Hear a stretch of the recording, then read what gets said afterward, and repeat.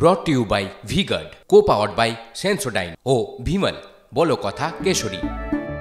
Associate sponsor UltraTech cement. অগ্নিমূল্য বাজার, লাফিয়ে লাফিয়ে বাড়ছে সবজির দাম। চাহিদা থাকলেও সবজির আমদানি হচ্ছে না পাইকারি বাজারে। কখনো গরম, কখনো প্রাকৃতিক দুর্যোগের জের ক্ষতিগ্রস্ত একাধিক সবজি। প্রভাব পড়ছে খুচরো বাজারেও। কেজি প্রতি শসা ৮০ থেকে ৯০ টাকায় বিক্রি হচ্ছে পাইকারি বাজারে। খুচরো বাজারে শসা ১২০ থেকে ১৫০ টাকা দামে বিক্রি হচ্ছে। বেগুন, লঙ্কা, মূলোর দামও লাফিয়ে লাফিয়ে বাড়ছে পাইকারি থেকে খুচরো সবজির বাজারে। শসা গাছ থেকে ঝিঙে গাছের পাতা হলুদ হয়ে গিয়েছে, ফলন নেই বললেই চলে। গাছেই পচে গিয়েছে বেগুন।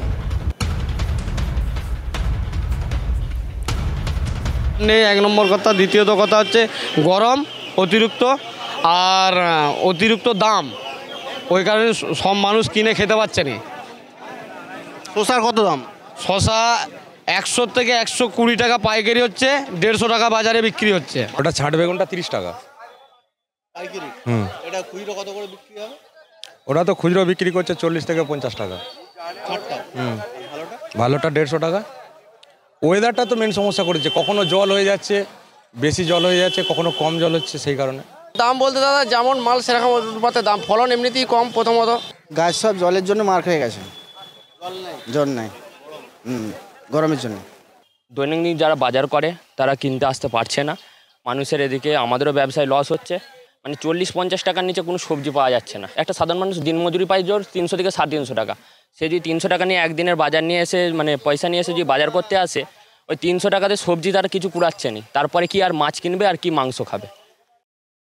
শসা ক্ষেত, একে অত্যধিক গরম আর তার উপরে বৃষ্টিপাত, জাঁতা কলে পড়ে শসা গাছের অবস্থা এই রকম।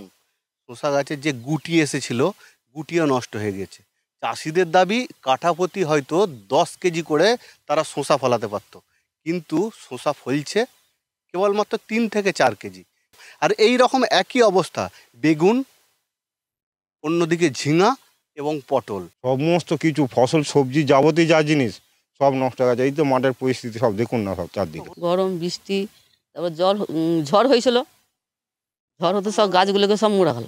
ফলন কাটাই ধরুন ১০ কিলো করে হওয়ার কথা, সেখানে ৫ কিলো, ৪ কিলো, ৭ কিলো, তার বেশি কারো হয়নি। এই জন্য কি দামটা বেশি শসার?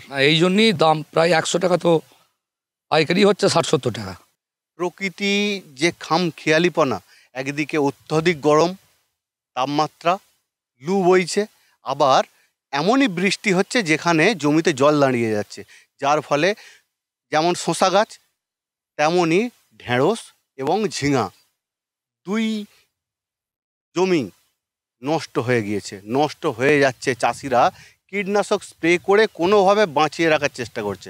আর বেগুন গাছের গোড়াতে যদি জল দাঁড়িয়ে যায় তাহলে বেগুন গাছও নষ্ট হয়ে যায়, ওই জন্য বেগুনের দামও বাড়ছে। আরামবাগ থেকে ক্যামেরায় মধুসূদনদের সঙ্গে তন্ময় বৈরাগী, TV9 Bangla. brought to you by V-Guard, co-powered by Sensodyne O Vimal বলো কথা Keshari. Associate sponsor UltraTech cement.